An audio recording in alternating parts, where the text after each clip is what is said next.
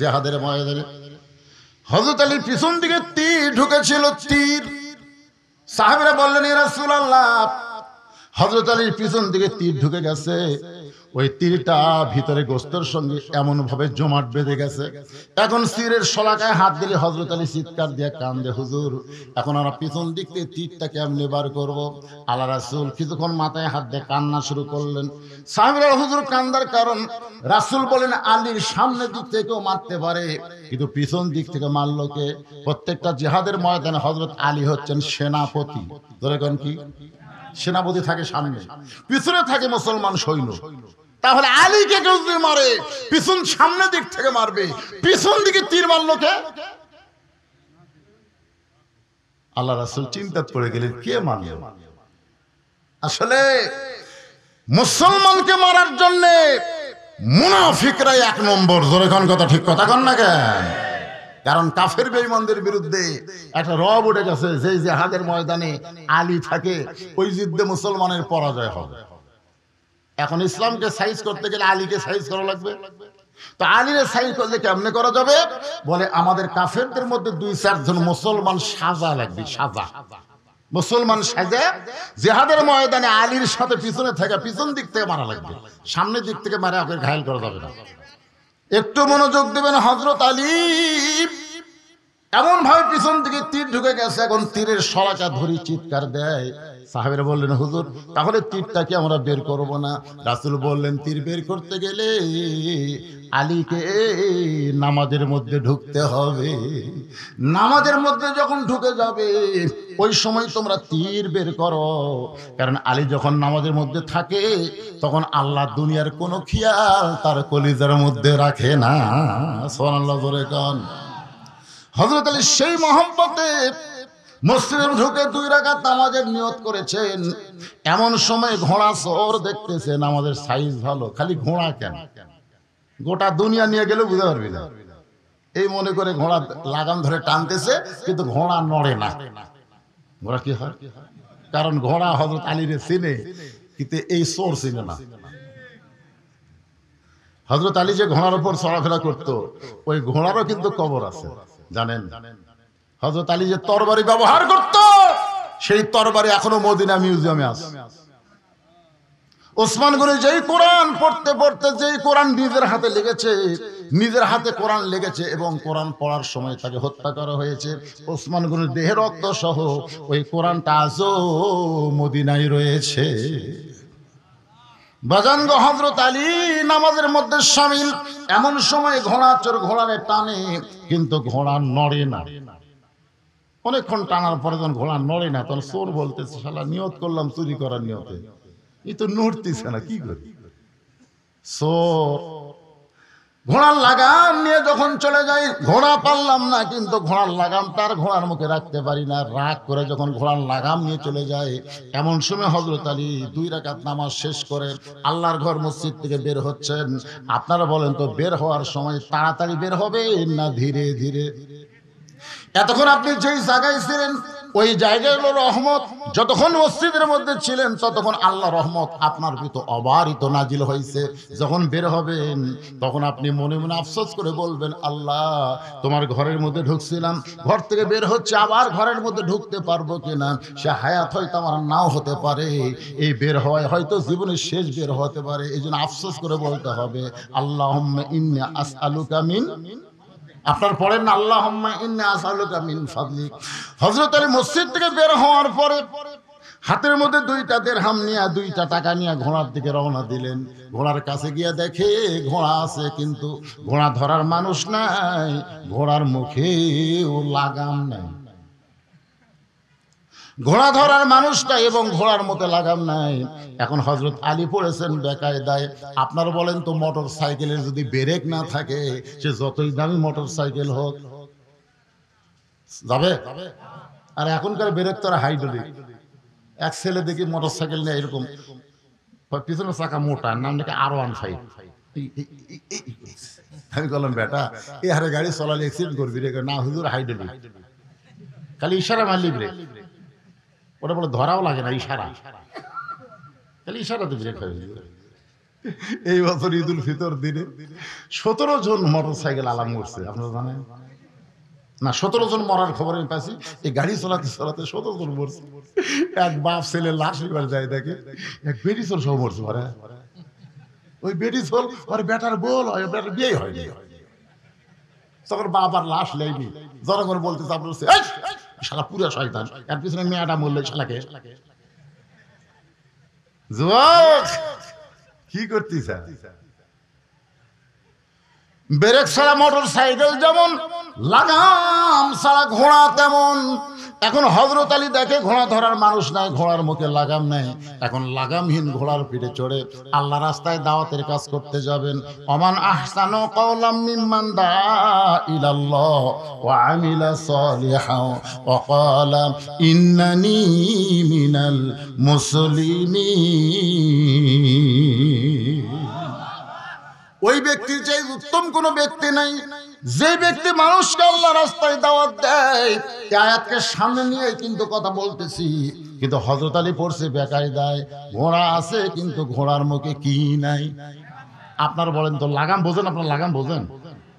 লাগাম ছাড়া ঘোড়ার পিঠে চড়া আর ব্রেক ছাড়া মোটর সাইকেলে চড়া একই অবস্থা। আলী চিন্তায় পড়ে গেলেন, কি করব? এমন সময় দেখে এক আল্লাহর বান্দা রাস্তা দিয়ে আসতেছে, এক আল্লাহর বান্দা রাস্তা দিয়ে আসতেছে। হযরত আলী মনে মনে নিয়ত করছে যে 2টা দিরহাম পকেট থেকে বার করছি, ওই 2টা দিরহাম আল্লাহর বান্দাকে দিয়ে বলবো, ভাই আমি আলী পড়ছি বেকায়দায়, আশেপাশে কোনো বাজার থাকলে 2টা দিরহাম দিয়ে ঘোড়ার লাগাম কিনে নিয়ে আসবা, আল্লাহ পাক তোমার হেফাজত করবে। এই নিয়ত করে হযরত আলী দাঁড়ায় আছে। এমন সময় লোকটা সীমানার মধ্যে আসলি আলী সালাম দিবে, কিন্তু হযরত আলী সালাম দেওয়ার আগেই লোকটা আলী সালাম দেয়, আসসালামু আলাইকুম আলী। জোরে কোন সুবহানাল্লাহ। হযরত আলী চমকে গেল। আমি সালাম দেবার চাইলাম, কিন্তু আমি সালাম দেওয়ার আগে লোকটা আমাকে সালাম দিয়ে বলতেছে, আলী ভাই আপনি কেমন আছেন? সঙ্গে সঙ্গে আলী বলতেছে, ওয়ালাইকুম আসসালাম ভাইজান, আপনি কি আমারে চিনেন? আপনি যে আমারে সালাম দিলেন, আমি কেমন আছি জানতে চাচ্ছেন, আপনি কি আমারে চিনেন? সঙ্গে সঙ্গে লোকটা কান্দের বলে, আপনাকে চিনে না এমন মুসলমান দুনিয়াতে না। সুবহানাল্লাহ খান। আগেরটা কি করছিল? এই কথা কয় না কেন? আগেরটা কি করছিল? আপনি কে হুজুর? আর ইনি বলতেছে আপনাকে চিনে না এমন মুসলমান দুনিয়াতে নাই। আলী বললেন, তুমি আমারে কেমনে চিনো? বলে, আমি চিনি মসজিদ নববীতে একদিন আল্লাহ রাসূল বললেন যে তোমরা কি জানো আমি নবীর চাইতেও একজন সম্মানিত ব্যক্তি তোমাদের মাঝখানে বসে আছে। সাহাবেরা বললেন, হুজুর আমাদের মাঝখানে না, আপনি হলেন সবচাইতে সম্মানিত। রাসূল বললেন, তোমরা বললে হবে না তো, আমার চাইতেও ভাগ্যবান একজন ব্যক্তি তোমাদের মাঝখানে বসে আছে। সমস্ত সাহাবীরা চমকে বলে, ইয়া রাসূলুল্লাহ আপনার চাইতে ভাগ্যবান পৃথিবীতে কে আছে? রাসূল বললেন, ওই ব্যক্তি হলো আমার চাইতে ভাগ্যবান যার বউটা হবে জান্নাতি নারীদের নেত্রী। বাবা আদম থেকে আমি নবী পর্যন্ত যত নবীর বিবি আছে, বিবিরা জান্নাতি, কিন্তু জান্নাতি নারীদের নেত্রী হবার পারবে না। জান্নাতি নারীদের নেত্রী হবে আমার কলিজা টুকরা ফাতেমা। ওই ফাতেমার স্বামী যিনি, তিনি হলেন পৃথিবীর ভাগ্যবান স্বামী। সুবহানাল্লাহ। হ্যাঁ, রাসূল বলেন, খাদিজা মনটা ভার করে থাকো। কারণ কি? বলে, হুজুর যে কোনো সময় আমার মৃত্যু হবে। হুজুর মরার আগে একটা খুশির খবর কি আপনি আমাকে দেওয়া যায় না? রাসূল বলেন, খুশির খবর হলো এই দুনিয়াতে 10 জন পুরুষকে আল্লাহ জান্নাতের সার্টিফিকেট দিয়েছে। কয়জন? 10 জন নারীকেও আল্লাহ জান্নাতের সার্টিফিকেট দিয়েছে।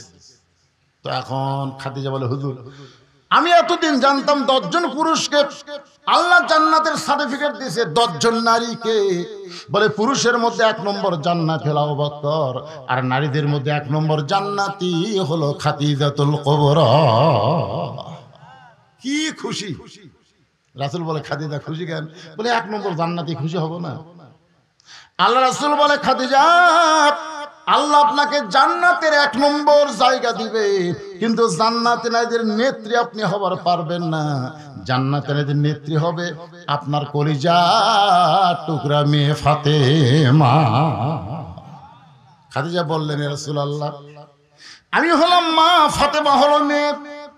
আমি মাকে বাদ দিয়ে আল্লাহ ফাতেমাকে সাইয়্যিদাতুন নিসা আহলিল জান্নাহ কেন ঘোষণা করলো? রাসূল বলেন খাদিজা, কারণ হলো দুইটা। এক নম্বর কারণ হলো আপনি আপনার হায়াতের 55 বছর কাফের ছিলেন, আর ফাতেমা জন্মসূত্রে জান্নাতি হয়ে জন্মেছে। কারণ মা খাদিজা যখন ঈমান গ্রহণ করছে তখন খাদিজার বয়স হলো 55 বছর। ধরে কোন কয় বছর? ও খাদিজা, আপনার নাকের চেহারা, মুখের চেহারা দুনিয়ার বহু পুরুষ মানুষ বলতে পারে, কিন্তু ফাতেমা এমন পর্দানিশী, তার নাকের চেহারা, মুখের চেহারা দুনিয়ার কেউ বলতে পারবে না। শুধুমাত্র পর্দানিশী হওয়ার কারণে আল্লাহ ফাতেমাকে খাতুনে জান্নাত ডিগ্রি দিয়েছে। আমার মা বোনেরা, পর্দার অন্তরালে কম না বেশি? এজরে কোন কম না বেশি? অনেক কম। পর্দার অন্তরালে বসে আপনাদের সাথে বেশি রে। ওরা এখন চিন্তা করবে হুজুরকে আমাদের কোনো ওয়াজ করবে না। মায়েরা যারা ধৈর্য নিয়ে বসে আছেন, মা অবশ্যই আপনাদের আলোচনা আমি নিয়ে আসতেছি, একটু ধৈর্য ধারণ করেন। যে কথা বলতেছিলাম, এখন হযরত আলী বলতে, ভাইজান আপনি আমারে কেমনে চিনলেন? বলে আমি আপনাকে চিনেছি আল্লাহর নবী দিয়া। নবী বললেন, সাহাবীরা রে, তোমরা কি জানো বাবা আদম থেকে আমি নবী পর্যন্ত যত নবীর সন্তান নবী হবে, জান্নাতে হবে, কিন্তু জান্নাতি যুবকদের সর্দার হতে পারবে না। জান্নাতি যুবকদের সর্দার হবে আমার কলিজার টুকরা হাসান আর হোসাইন। এই হাসান হোসেনের বাবা যিনি, তিনি হলেন পৃথিবীর ভাগ্যবান বাবা। সেই দিন থেকে আমি জানি আপনি সাধারণ কোনো মানুষ না। আলী বলতেছেন, ভাইজান তখন আমার একটা কাজ করে দাও। বলে একটা কেন, 1000টা করবো। কি কাজ? বলে 2টা দিরহাম নাও, 2টা দিরহাম নিয়ে বাজার থেকে একটা লাগাম নিয়ে আসো। এতক্ষণ কিন্তু লোকটা ঘোড়ার দিকে তাকাই না, ঘোড়ার দিকে তাকাই বলে, হুজুর আপনি একটা জ্ঞানী মানুষ, আপনি একটা জ্ঞানী মানুষ, লাগাম ছাড়া ঘোড়া নিয়ে কেমনে বের হলে? আলী বলতে, ভাই পরে বলবো। না পরে না, এটা আমার মতন মূর্খ ভুল করতে পারে। আপনি, আমি আর 5 ফিট বাজারে এই পকেটে টাকা 200 থিয়া, অনেক দিন আগের কথা, 200 টাকা থিয়া বাজার করতে, বাজার করার পর পকেটে হাত দিয়ে টাকা নেই। দোকানদার বলতে, হুজুর কি ভাই পকেটে টাকা রাখছিলাম, টাকা তো নাই। আপনি আবার হুজুর, আপনার ওয়াজ জনগণ শোনে। আমি বললাম, মিয়া টাকা হারাছে আমার, তুমি গরম কোন পকেটে টাকা রাখা লাগবে এইটাই যে হুজুর জানে না, তাই ওয়াজ করে কেমনে? আপনার কি এই পকেট ছাড়া আর কোনো পকেট নাই? না আছে তো সেই পকেটে থবেন। এটা থবে, এটা থই মানুষ ম্যাসওয়াক, এটা থই টয়লেট পেপার, এটা টাকা থো। তাই বলে, ভাই তাহলে ব্যাগ থেকে এগুলো ঢালা না, ঢালা লাগবে না হুজুর, আজকে টাকা যখন নাই লিয়ে যান যা। আমি বললাম, ভাই এই খবর জান তুমি কাকে দিও না, তুমি যে গরম অবস্থায় জনগণ শুনলে একই অবস্থা। এই কথা বলে আমি ব্যাগ নিয়ে যখন যাচ্ছি, এক লোক দৌড়ে, হুজুর শোনেন আপনার বল পকেট মারছে। আমি বললাম, তোমার কে কইলো? হাটের মধ্যে সরগুলো পড়ে গেছে, হুজুরের পকেট মারছে রে। আমি সেই দিনই বুঝলাম, জ্ঞানী মানুষ সামান্য ভুল করলে জনগণ বলার একটা চান্স পায়। ধরে কোন কথা ঠিক কিনা? আলী বলতেছেন, ভাইজান আমার ঘোড়ার মুখে লাগাম ছিল কিন্তু বর্তমানে নাই, তুমি কি 2টা দিরহাম দিয়া পাশের বাজার থেকে একটু লাগাম কিনে নিয়ে দিতে পারবা না? লোকটা বলতেছে, হুজুর আমার প্রশ্ন হলো আপনি লাগাম ছাড়া ঘোড়া নিয়ে কেমনে বের হলেন? আপনি সাধারণ কোনো মানুষ না। আল্লাহ রাসূল বলেছেন, আনা মাদিনাতুল ইলমি ওয়া আলিউ বাবুহা, আমি হচ্ছে ইলমের শহর, আলী হচ্ছে তার দরওয়াজা। জোরে কর না সুবহানাল্লাহ। আল্লাহ রাসূলের শেষ ওসিয়তের মধ্যে একটা ওসিয়ত ছিল, তোমরা যখন কোনো বিষয়ে আটকে যাবে, আমি নবী না থাকলেও আলী তোমাদের মধ্যে থাকবে, আলী তোমাদের সেই বিষয়ে ফয়সালা করে দিবে। জোরে বল সুবহানাল্লাহ। আপনারা আলীর জীবনী পড়লে বহু কিছু জানতে পারবেন। একবার হযরত ওমর জেরুজালেমে গেছিল, খ্রিস্টানদের এলাকা। এর শেষ পজিশনে হযরত ওমর আছে রাখাল হয়ে রশি ধরে, আর রাখাল আছে উটের পিঠে, শেষ পজিশনে। মাঝে মাঝে তো বদলাবদলি হয়েছে, একবার উমর একবার রাখাল, একবার উমর একবার রাখাল। কিন্তু লাস্টে গিয়ে উমরের ভাগ্যে পড়ছে রশি ধরে, আর রাখাল উঠছে উটের পিঠে। তো জেরুজালেমের খ্রিস্টানরা ভাবছে যিনি উটের পিঠে বসে আছে তিনি হযরত ওমর। এরকম একটা চকিয়া এনে উটের সঙ্গে লাগাই বলতেছে, আমিরুল মুমিনিন আপনি সরাসরি নামতে কষ্ট হবে, এই চকিয়ার ওপর পা দেবেন। তারপরে একজন হামাগুড়ি দিয়ে বলতেছে, খ্রিস্টান আমার পিঠের ওপর পা দিয়ে আপনি আস্তে করে জমিনে নামবেন। রাখাল যখন কান্না শুরু করছে, জেরুজালেমের খ্রিস্টানরা বলতেছে আমাদের অপরাধ কি কান্দেন? বলে অপরাধ তোমাদের কিছু না, তোমরা আসলে চিনতেই পারতেছো না, আমি হযরত ওমর নই, আমি হলাম একজন রাখাল, আর যিনি জমিনে রশি ধরে দাঁড়িয়ে আছেন তিনি হলেন হযরত ওমর। জেরুজালেমের খ্রিস্টানরা বলে এটা কেমনে হয়? অর্ধ পৃথিবীর খলিফা হয়ে জমিনে রশি আর রাখাল হয়ে উটের পিঠে কেমনে হয়? রাখাল বললেন আল্লাহর কোরআন দিয়ে যখন রাষ্ট্র চলবে তখন নেতা আর জনগণের মধ্যে এমন ভারসাম্যতা এসে যায়। ধরে করছো আল্লাহ। খ্রিস্টানরা বলতেছে তাহলে খামাখা আর ওই খ্রিস্টানের মধ্যে থাকবো কেন? হযরত ওমরের চরিত্র আদর্শ দেখে হাজার হাজার খ্রিস্টান ইসলাম গ্রহণ করলো। ধরে করছো আল্লাহ। কিন্তু যতগুলাই ছিল তাদের মধ্যে সবাই ইসলাম গ্রহণ করলে একদম বেকা ছিল। বেকা বেকা বোঝেন না? এখানে অনেক মানুষ কিন্তু আজকে ওয়াজ শুনে বুঝতেছে, আমলের নিয়ত করছে, কিন্তু কতগুলো লোক চিন্তা করে যা আসলাম তাই, আগেও যা পরেও তাই, আগে এশার নামাজও পড়েনি, ওয়াজের শেষে ফজর সেটাও পড়বে না, আগেও যা পরেও তাই। কুত্তার নেজের মতন বেকা আছে না নাই? দরকার আছে না নাই? তো ওই বেকা ওই মারছে দৌড়, ইমান গ্রহণ না করে এক দৌড়ে পাদ্রির কাছে গেছে। খ্রিস্টান ধর্ম যারা প্রচার করে এদেরকে বলা হয় পাদ্রি। হিন্দুদের মধ্যে হলো বামন আর মুসলমানের মধ্যে হলো পীর। আমরা মৌলানার কিন্তু তেমন সম্মানী না, মুসলমানের মধ্যে সবচেয়ে সম্মানী হলো পীর সাহেব। জোরে কোন কি সাহেব? আমি বহু পীরকে দেখছি তাদের হাতে কেউ মুসাফা করলে খালি হাতে করে না, 50 টাকা 100 টাকা থাকে, কিন্তু আমার হাতে কেউ মুসাফা টাকা দেওয়া করে না। তখন আমি বুঝি এই হাতের চাইতে হাতের দাম বেশি পারে। তো মুসলমানের মধ্যে পীর, হিন্দুদের মধ্যে বামন, খ্রিস্টানদের মধ্যে পাদ্রী। ওই বেকা দৌড়ে গিয়ে বলে হুজুর ঘরের মধ্যে বসে জিকির মারেন, মদিনার থেকে উমর এসে সবগুলো মুসলমান করছে। পাদ্রী খুব চালাক চতুর মানুষ, এক দৌড়ে গিয়ে বলে ওমর আমিও তোমার হাতে মুসলমান হওয়ার চাই। ওমর ফারুক বললেন আপনার মতন মহান ব্যক্তি যদি ঈমান গ্রহণ করে ইসলামের প্রতি চলা বড় সহজ হয়ে যাবে, তাহলে আপনি পড়েন কলেমা। পাদ্রী বলতে যে পড়ার আগে আমার 4টা প্রশ্ন আছে, উত্তর দিবার পারলে মুসলমান হব, নচেত কিন্তু মুসলমান হব না। ওমর ফারুক বলে পাদ্রী রে কি প্রশ্ন? বলে 1 নম্বর প্রশ্ন হলো পৃথিবীর এমন কোন জায়গা সূর্যের আলো একবার পড়েছে কিয়ামত পর্যন্ত ওই জায়গায় সূর্যের আলো পড়বে না, ওই জায়গার নাম বলতে হবে। এই ওমর আমার 2 নম্বর প্রশ্ন হলো পৃথিবীর এমন কোন কবর যে কবরটাও জীবিত, কবরের মধ্যে লাশটাও জীবিত, ওই কবর এবং লাশের নাম বলতে হবে। আমার 3 নম্বর প্রশ্ন হলো পৃথিবীর এমন কোন 2 যমজ ভাই একই সঙ্গে জন্মগ্রহণ করছে, আবার বহু বছর একসঙ্গে 2 ভাই মৃত্যুবরণ করছে, কিন্তু এক ভাইয়ের সাথে 100 বছরের বড়, এই 2 ভাইয়ের নাম বলতে হবে। আমার 4 নম্বর প্রশ্ন হলো ওমর পৃথিবীর এমন কোন কারাগার যে কারাগারের মধ্যে কয়েদি নিঃশ্বাস নেবার পারে না এরপরেও জীবিত থাকে, এই 4টা প্রশ্নের উত্তর যদি দিবার পারো তাহলে আমি পাদ্রী মুসলমান হব। ওমর ফারুক বলে পাদ্রী ভাই উত্তর তো দেওয়ার কথা দূরের কথা, এমন প্রশ্ন আমি জীবনে শুনি নাই। ওমর ফারুকের উত্তর দিবার না পারে তখন পাদ্রী আর ঈমান গ্রহণ করে নাই। ওমর ফারুক জেরুজালেম থেকে যখন মদিনায় আসলেন আলীর সঙ্গে দেখা, আলী বলতেছে আমিরুল মুমিনিন জেরুজালেমের খবর কি? ওমর ফারুক বললেন হাজার হাজার খ্রিস্টান মুসলমান হয়েছে কিন্তু একটা পাদ্রী মুসলমান হবার চেয়ে হইল না। ওমর ফারুক বললেন আলী আমাকে 4টা প্রশ্ন করেছে, উত্তর দিবার পারলে মুসলমান হতো, কিন্তু আমি উত্তর দিবার পারি নাই বলে সে মুসলমান হয়নি। আলী বলতে কি প্রশ্ন করছে? ওমর ফারুক বলেন 1 নম্বর প্রশ্ন হলো পৃথিবীর এমন কোন জায়গা সূর্যের আলো একবার পড়েছে কিয়ামত পর্যন্ত পড়বে না, ওই জায়গার নাম কি? আলী বলতেছে ওই জায়গা হলো ওমর যখন হযরত মুসা আলাইহিস সালাম যখন সাগর পাড়ি দেয় ওই সময় আল্লাহ সাগরকে রাস্তা বানায় দিয়েছিল, ওই রাস্তায় যখন ফেরাউন নামছে আবার সাগর পূর্বের মতন হয়ে গেছে। ওই যে মুসা আলাইহিস সালাম যখন রাস্তা হয়েছিল ওই সময় সূর্যের আলো সাগরের তলদেশে গেছে, সাগর একত্র হওয়ার পরে কিয়ামত পর্যন্ত আর সূর্যের আলো ওই জায়গায় পড়বে না। ওমর ফারুক আলী রে আমার প্রশ্ন কোয়া শেষ না হতে উত্তর শেষ। 2 নম্বর প্রশ্ন হলো পৃথিবীর এমন কোন কবর জীবিত লাশটাও জীবিত?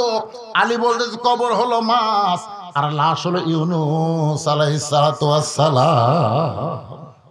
ওমর বলে আলী রে তিন নম্বর প্রশ্ন হলো, এমন কোন দুই ভাই একই সঙ্গে জন্মগ্রহণ করছে, বহু বছর পরে একসঙ্গে আবার মৃত্যুবরণ করছে, কিন্তু এক ভাইয়ের সাথে 100 বছরের বড়? আলী বলতেছে এক ভাইয়ের নাম হলো ওজাইর, আর এক ভাইয়ের নাম আজিজ আলাইহিস সালাম। ওজাইরকে আল্লাহ তাআলা 100 বছরের ঘুম দিছিল, 100 বছর ঘুমের পরে আবার চেতন করে হায়াত দিল। আবার কাফেররা দুই ভাইকে একসঙ্গে হত্যা করলো, কিন্তু ওজাইর ঘুমের মধ্যে থাকার কারণে 100 বছর সে ছোট ছিল। উমর ফারুক কান্দার বলে, আলী রে, 4 নম্বর প্রশ্ন করেছে, পৃথিবীর এমন কোন কারাগার কয়েক নিঃশ্বাস নেবার পারের পরও জীবিত থাকে? আলী বলতেছে, মায়ের পেটের সন্তান নিঃশ্বাস নেবার পারে না, এরপরও আল্লাহ জীবিত রাখে। এজন্যে আলী হলেন জ্ঞানী। নবী সাহাবেদের নিয়ে আলী নিয়ে খাওয়া দাওয়া করতেছে, খুরমা খেজুর। জোরে কোন কি খেজুর? খুরমার কথা বললে তো একটা কথা না বললে হয় না। আমাদের রোজার শুরুতে কিন্তু একজন মন্ত্রী বলছিল, আপনারা বড়ই ইফতার করবেন। কি দিয়া? আল্লাহ রাসূল কি বলেছেন? কথা কয় না কি? ঠান্ডা পানি আর খুরমা খেজুর, একটা হলেও নবীর সুন্নাত আদায় হবে। আর একটা খুরমা খেজুরের লাগাম ধরে পারে না, বড়ই খাবার খায়। তো খুরমা খেজুর খাচ্ছেন নবী, সাহাবীদের আলী নবীর কাছে বসে আছে, একের পাশে।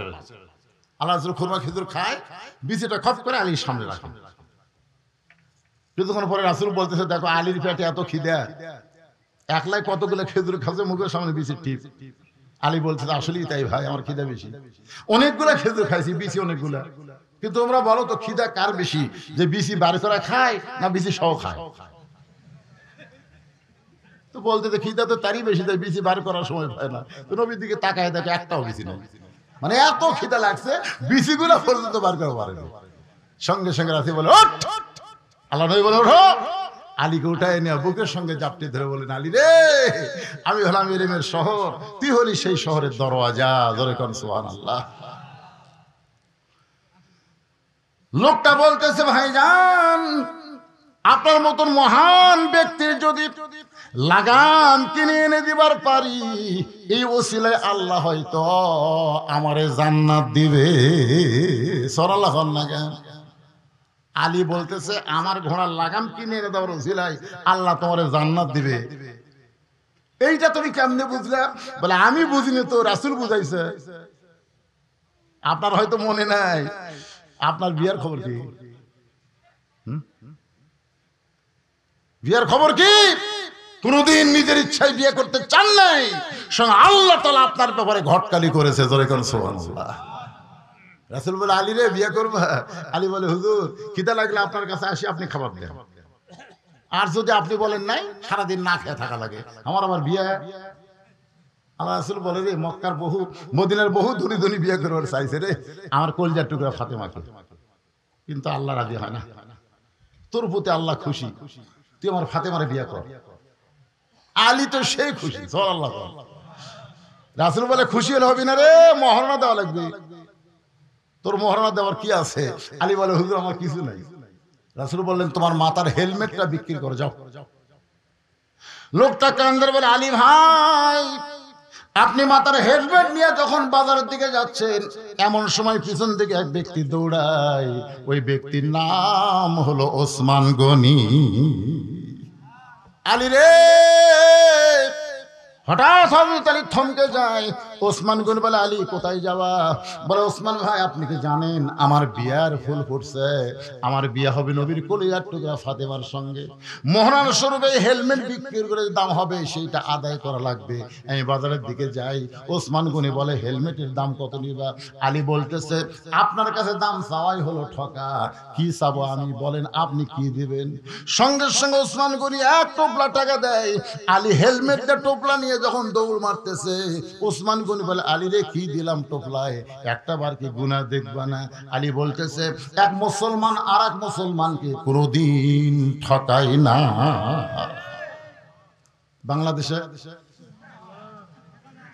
বাংলাদেশে যত ঠকাই কোন মাসে? কথা কন না কেন, কোন মাসে? এত ঠকায়।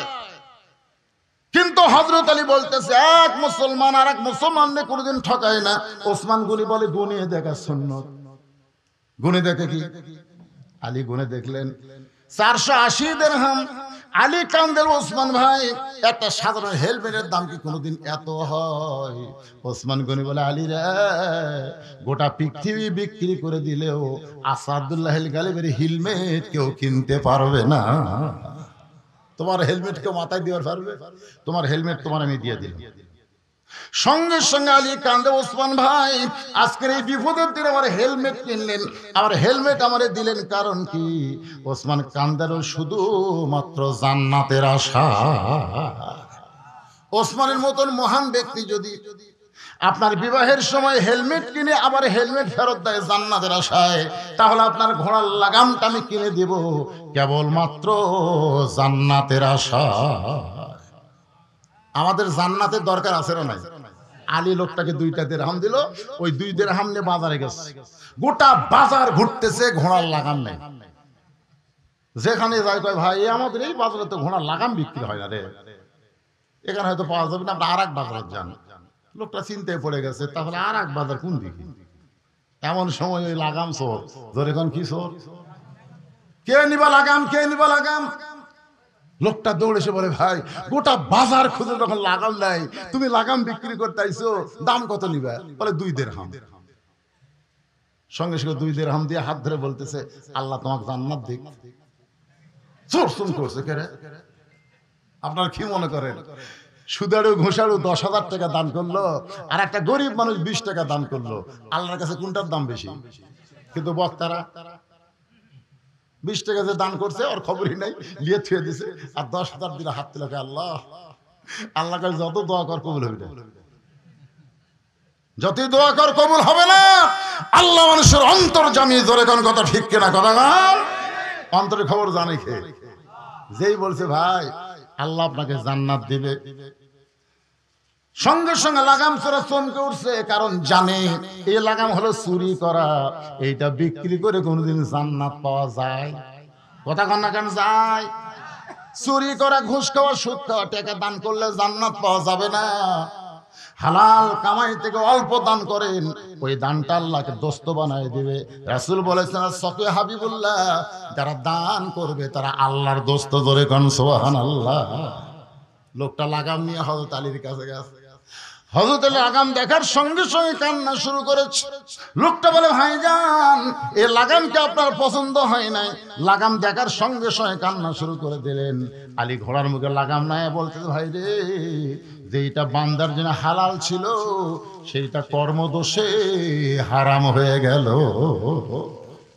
আমার কথা কি আপনার বুঝবার পারছেন? এরে পানি চচ্চর করে পড়তেছে রে, এর কেউ নাই? আমি কি কথা বললাম? যেটা বান্দার জন্য কি ছিল, হালাল ছিল, সেইটাই কর্মদোষে হারাম হয়ে গেল।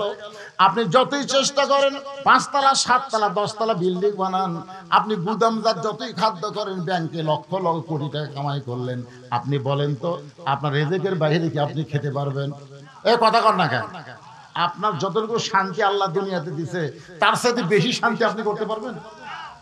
3 তলা 4 তলা বানায় গেটের দরজা যখন চাবি লাগায়, জাপানি চাবি, চাবি লাগানোর পরে টানতেছে, ঘরের মধ্যে যায়, ছিটকে তুলে দেয়, আবার ঘুমের বড়ি খায়, ঘুমাবার চায়, তারপরে শান্তি নেই, চোখ লাটার মতন করে থাকে। বউকে কে গো, গেটের তালে দিলে, ঘরত ছিটকি দিলে, আবার ঘুমের বড়ি খেলে, আবার এসি দিয়া তুমি, তাও ঘুম ধরে না। কিছুক্ষণ পরে একটা নাক ডাকার শব্দ আসতেছে, কে রে? আমার ঘুম ধরে না, আমার বাড়ির আশেপাশে লাখ ডাকে, কে রে? ওই বারান্দাতে এসে তাকায় দেখে ওর গেটের কাছে একটা ভুটভুটি তেল ফুরে গেছে। ওই ভুটভুটি এখন বাড়িতে না যায়, ওই ভুটভুটির উপরে লাখ ডাকে ঘুম পাড়তেছে। দেখছেন, 3 তলা বাড়ি আছে, কিন্তু শান্তির ঘুম আল্লাহ কাড়ালিস। ওর বাড়ি নেই, রাস্তার মধ্যে ভুটভুটির উপর লাখ ডাকে ঘুমায়। কি একজনের সামনে 10 আইটেমের খাওয়া, ওই খালি দেখতেছে আর চিন্তা করতেছে, ওটার মধ্যে ডায়াবেটিস বেশি, এর মধ্যে হার্ট অ্যাটাকের সম্ভাবনা আছে, না দরকার নেই। এলু ছানা আছে, এলু ছানা সাইড আর ড্রাইভার কয় আবার দে খাওয়া, কাকতাল তোকে দেখা দেবো, জোরে কোন কথা ঠিক। ড্রাইভারের সামনে তখন দিতে সমানে মারতেছে, ওই খালি দেখার কয়, ভাই রে আমার টাকা আছে খাওয়া নাই, আর তোর টাকা নাই খাওয়া আছে। সুবহানাল্লাহ কর না কেন? শান্তি দেওয়ার মালিককে। শান্তি যদি চান এরকম কোরআনের মাদ্রাসাকে আপনার এলাকায় জিয়ে রাখতে হবে। আজকে মুসলমান ফিলিস্তিনিরা আজকে আল্লাহর ঘর কাবার জন্য বাইতুল মুকাদ্দাসের জন্য জীবন দেয়। আজকের এই কোরআন বাংলাদেশে বিজয়ের জন্য আমরা কারা কারা জীবন দেওয়ার চাই আল্লাহকে দুই হাত তুলে একটু দেখাবো কারা কারা জীবন দেব। লিল্লাহে তাকবীর। হাত নামান। ইমাম নাই রে, ইমাম নাই। সমস্ত মুসল্লি চোখ টেনে করে দেখছে ইমামের জায়গায় ইমাম আছে, ঘাড় কাজ করা যাবে না, তবে চোখ টেরা করা যাবে। মাঝে মধ্যে চোখ টেরা করা যাবে, যাবি না? না না, মাঝে মধ্যে এরকম অবস্থায় যাবি। এটা হলো আমলে কালিল। আমলে কাসির আর কালিলের মধ্যে কম বেশি আছে, বুঝলেন? আপনার যদি খুবই ঘাড় চুলকায় এক হাত দিয়ে আপনি চুল দেওয়ার পারবেন। কয় হাত দেয়? কথা কোন কয় হাত দেয়? কিন্তু দুই হাত দিয়ে না। এই জন্যে একটু চোখটা টেরা করা যায়। ইমাম তো আছে রে ভাই। নামাজ শেষ হয়ে গেছে, নামাজ শেষ হয়ে গেছে, মসজিদ থেকে মুসল্লি বের হয়ে দেখে ওই পাগলা তখনও ঘুরতেছে। সবাই পাগলকে বলে, পাগল রে তুই নামাজও পড়বি না, আমাদেরকেও নামাজ পড়বার দিবি না? তুই যে কইলি ইমাম নাই, তুই যে কইলি ইমাম নাই, আমরা চোখ টেরা করে দেখছি ইমাম তো আমাদের সামনে। সঙ্গে সঙ্গে পাগল মুচকি মুচকি হাসার বলে, আমি তো তোমাদের বিরুদ্ধে বলি নাই, আমি যদি বলতাম মুসল্লি নাই মুসল্লি নাই তাহলে তোমাদের বিরুদ্ধে হতো, আমি তো বলেছি ইমাম নাই, তাহলে তোমরা খেপছো কেন? মুসল্লি বলে আসলেই তো তাই, এ তো আমাদের বিরুদ্ধে বলে নাই। আজকে বাংলার মুসলমান আলেমদের বিরুদ্ধে কয়, জালেমদের বিরুদ্ধে কয় না। এ তো অনেক মানুষ মনে মনে খুশি হয় আলেমদের পিছনে লাগছে। জোরে কোন কথা ঠিক কি না? এমন সময় পৃথিবীর শ্রেষ্ঠ আলেম ফজল ইবনে আব্বাস মসজিদ থেকে বের হয়েছে। সব মুসল্লি একত্রে বলে, হুজুর আপনি কি জানেন না এই পাগলা মসজিদের বাইরে থেকে বলছে ইমাম নাই, ইমাম নাই। পাগলার কথা বিশ্বাস করার চোখ টেরা করে দেখছি আপনি তো সামনেই ছিলেন, তাহলে পাগল কেমনে কইল ইমাম নাই? হুজুর আপনার মাধ্যমে আমরা পাগলের বিচার চাই। কার মাধ্যমে? খুব খেয়াল করেন হুজুর, আপনার মাধ্যমে আমরা পাগলের বিচার চাই। যেই পাগল কেমনে কইল ইমাম নাই, চোখ টেরা করে দেখলাম আপনি সামনে আছেন, আপনার মাধ্যমে বিচার চাই। সঙ্গে সঙ্গে ফজল আব্বাস বলতেছে, পাগল রে তোর বিচার হবে। পাগল বলতেছে, ইন্নাল্লাহা ইয়ামুরুকুম আন তুআদ্দুল আমানাতি ইলা আহলিহা ওয়া ইযা হাকামতুম বাইনান নাস আন তাহকুমু বিল আদল। রে ফজল আব্বাস, জনগণ বিচারককে চিনে না, তাই তোমার কাছে বিচার চাইছে, কিন্তু তুমি একজন আলেম হয়ে তো জানো বিচারক তুমি না, আসল বিচারক কে? মুসল্লি কার কাছে বিচার চাচ্ছে? ইমামের কাছে। জোরে কান কার কাছে? কিন্তু ইমাম তো জানে আসল বিচারক কে। আজকে বাংলাদেশের জনগণ কোর্ট কাছারিতে বিচার চায়। জোরে কান চায় কি চায়? কিন্তু জজ কোর্ট, হাইকোর্ট, সুপ্রিম কোর্টের যারা চেয়ারে বসে আছে তারা তো জানে আমরা বিচারপতি না, আসল বিচারপতি কে? আজকে যদি আল্লাহকে বিচারপতি বিশ্বাস করে আল্লাহর কোরআন অনুযায়ী বিচার করত, তাহলে আলেমগুলো জেলখানায় ঢুকতো না, জালেমগুলো জেলখানায় ঢুকতো। ধরে কোন কথা ঠিক কিনা? কিন্তু কোরআনকে শুধু ছবি আকারে রাখা হয়েছে বরকতের জন্য, কিন্তু আল্লাহর কোরআনের বিচার হয় না। আল্লাহর কোরআনের বিচার হইলে শাকিব খানের মতন লুচ্চা বাহিরে আছে, আর শাইখুল ইসলাম মামুনুল হকের মতন আল্লাহর বান্দা জেলখানায় আছে। ধরে কোন কথা ঠিক কিনা? বলিয়া ধরা পড়ছে, সাংবাদিক বলে তোর কাবিন আছে। আর শাকিব খান কখন বিয়ে করলো, কখন বাচ্চা হলো কেউ জানে না, সমানে খালি বাচ্চার জন্ম দেয়। ধরে কোন কথা ঠিক কিনা? আল্লাহর বান্দার একটু মনোযোগ দিবেন।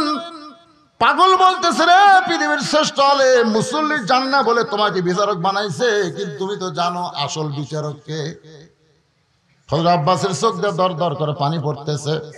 সমস্ত মুসল্লি বলে, হুজুর আপনার কাছে বিচার চাইলাম, আমরা সাক্ষী, চোখ টেরা করে দেখছি আপনি সামনে আছেন, তাহলে বিচার না কইরা পাগলের আপনি কেন কাঁদতেছেন?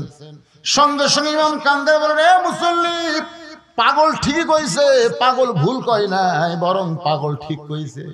মুসল্লি বলে, কেমনে ঠিক? পাগল যখন কইছে ইমাম নাই, তখন আমরা চোখটেরা করে দেখছি আপনি আমাদের সামনে আছেন, তাহলে পাগল কেমনে ঠিক কইলো আপনি আমাদের বুঝাইয়া দেন। এবার পাগল দৌড় মারি আর বলে, রে ইমাম, আসল কথা বলে তুমি ধরা পড়েছ। হযরত আব্বাস যে কথা বলছে এটা নকল না আসল? জোরে কান কি কথা? হক কথা বলে তুমি ধরা পড়েছ। সমস্ত মুসল্লি বলে, হুজুর পাগল কেমনে ঠিক কইলে একটু আমাদের বুঝাইয়া দেন। আব্বাস বলতেছে, তাহলে শোনো, জোহরের ফরজ কয় রাকাত? জোরে কোন কয় রাকাত? 4 রাকাত। ইমামতি করে কয় রাকাতের? 4 রাকাত। আমার কথা কি আপনারা বুঝতে পারতেছেন না? জোহরের ফরজ নামাজ কয় রাকাত? হযরত আব্বাস বলতেছে 4 রাকাত নামাজের নিয়ত করলাম। 1 রাকাত নামাজ আমি ছিলাম, 2 রাকাত নামাজ আমি ছিলাম, কিন্তু 3 রাকাত নামাজে আমার ভিতরে আমি ছিলাম না। 4 রাকাত নামাজ আবার আমি ছিলাম, 4 রাকাত নামাজে আমি ছিলাম, 1 রাকাত নামাজে আমি ছিলাম, 2 রাকাত নামাজে আমি ছিলাম, কিন্তু 3 রাকাত নামাজে আমার ভিতরে আমি ছিলাম না। আমার ভিতরে আমি যখন নাই, তখন পাগল লোকমা দিছে, ইমাম নাই রে, ইমাম নাই। আমি আবার আমার ভিতরে এসে আমি নামাজ আদায় করে সালাম ফিরা। বুঝানোর জন্য বলতেছে ভাইজান, শুধু দেহ নিয়ে মসজিদের মধ্যে গেলে হবে না, মনটাও দেহের মধ্যে রাখতে হবে। মন আর দেহ একত্র করে যদি মোতাওয়াজ্জা হবার পারেন, আপনার নেটওয়ার্ক ক্লিয়ার হবে। আমরা অনেক সময় মোবাইল করে আর বলি, নেট কি নাই, নেট নাই, দরকার কি নাই, টাওয়ার নেই, টাওয়ার নেই। তার মানে কি নেটওয়ার্ক ক্লিয়ার নেই, কথা হতে ফটফট করে, মাঝে মধ্যে আবার কথাই হয় না। টাওয়ার নাই।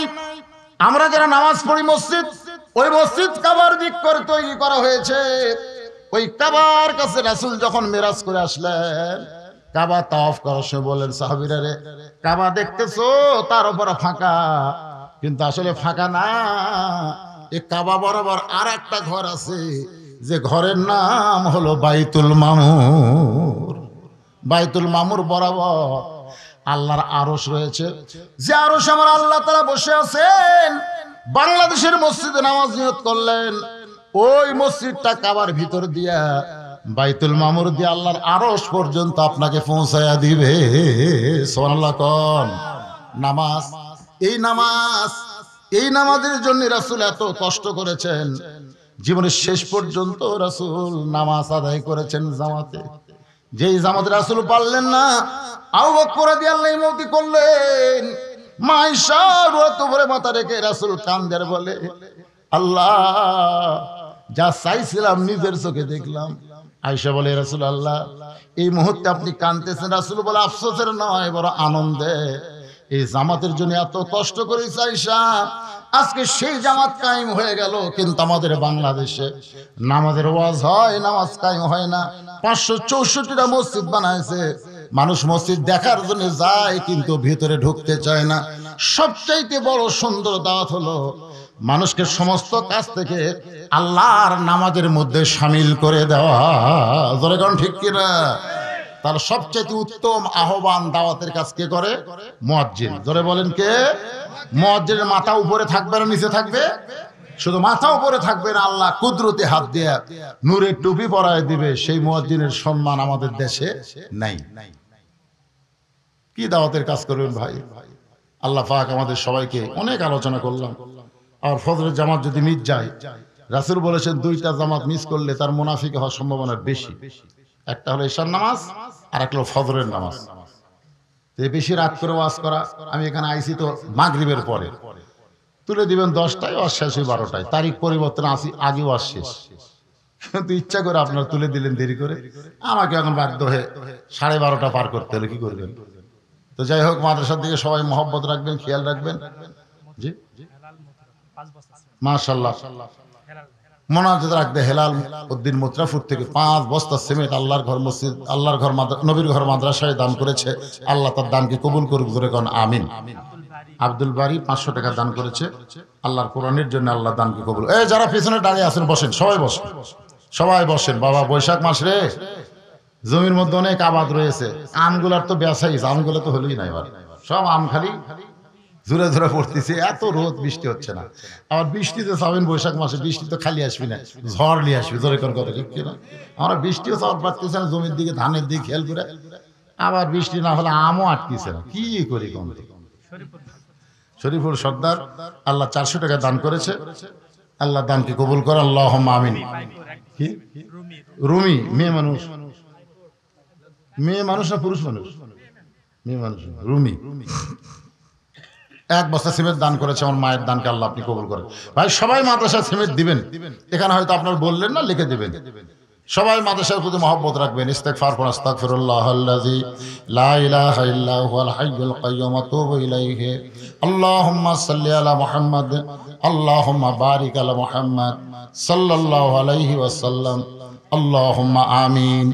আল্লাহুম্মা আনতাস সালাম ওয়া মিনকাস সালাম, তাবারাকতা ইয়া যাল জালালি ওয়াল ইকরাম।